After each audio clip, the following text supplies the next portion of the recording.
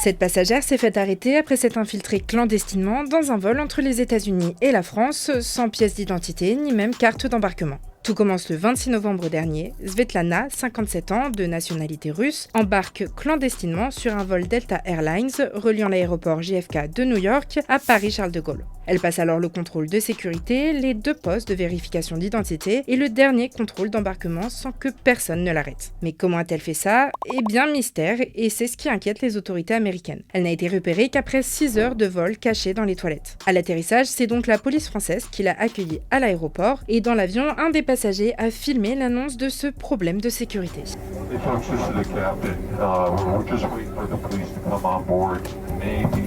Now, and they've directed us to keep everyone on the airplane until we sort out the extra passenger that's on the plane.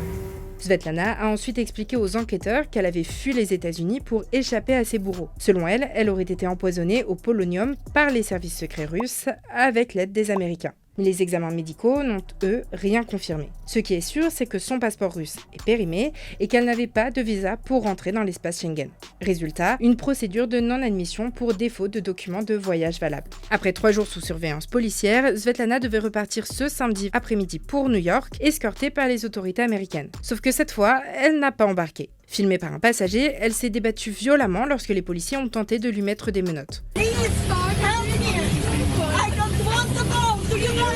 Les forces de l'ordre l'ont donc ramenée en zone d'attente pour personnes en instance en attendant son placement sur un prochain vol transatlantique.